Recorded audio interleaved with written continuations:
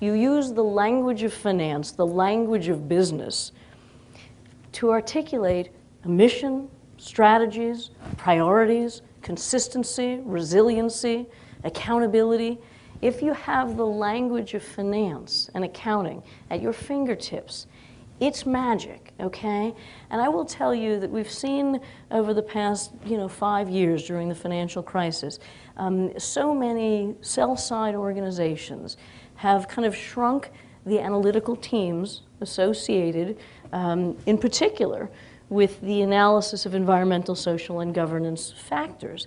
And these factors, as it relates to high-level mission strategy, everything else, are so important to really understanding of business management, to understanding operating models, to understanding corporate excellence and quality, right?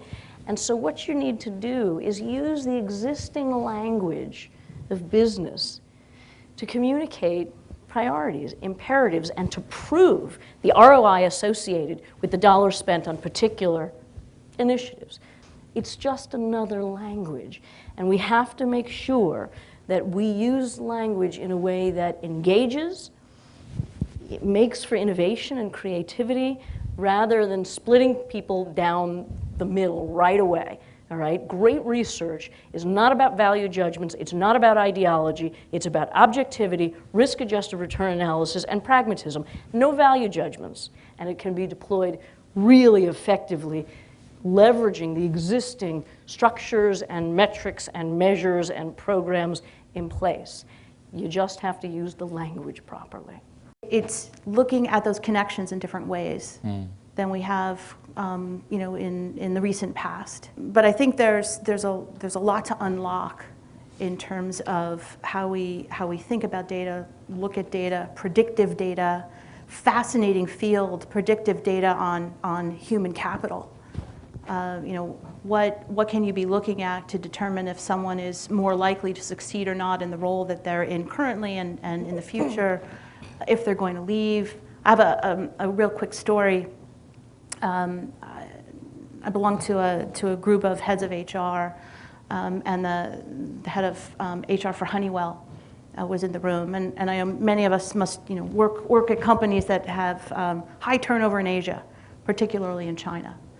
And so since he's at Honeywell, they've got tons of statisticians, he put a few of them in the room and said, find something in the data to help us understand why are we getting such high turnover in China, and is there anything we can do to improve that?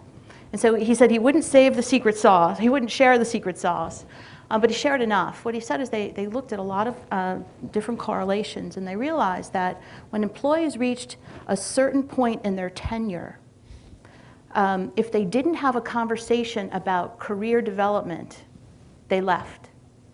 So what Honeywell did is, in their company, at that or several months before that time when people tend to leave, they had very fulsome career development conversations.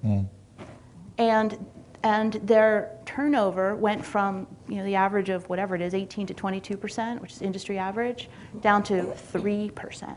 But it's that one meeting that made the whole difference. So, I think there's a lot of meat in the data. One last thing that I would say that maybe is a little different is, look, I think finance is an art. It's not a perfect science, and I do think that analytics, data, we all get it, especially now we overget it.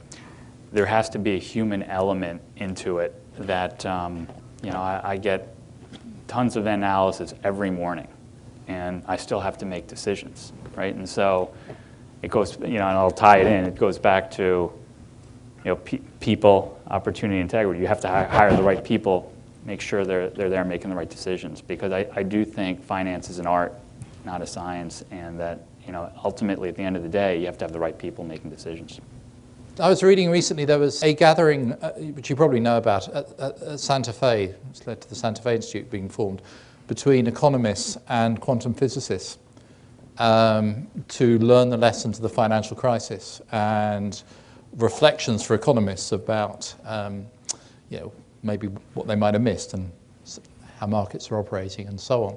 One of the insights that came from that was the need to think in terms of systems, to think in terms of patterns. That economics grew out of a particular period in history, Scottish and so on, where we were thinking in much more linear terms, and the need to see that interconnectivity and bring that kind of capability to understanding all of these issues, economics, finance, and so on, is absolutely critical. So there's a lot of resonance in what's being said today. And Greg, do you want to come in? Look, at the end of the day, there's going to be so much data out there. The innovation is not going to come from the data. It's going to come from driving business insight. And you reverse engineer the data. The reason I talked about massive amounts of risk information out there, I picked one lens: operating performance, balance sheet strength, and volatility.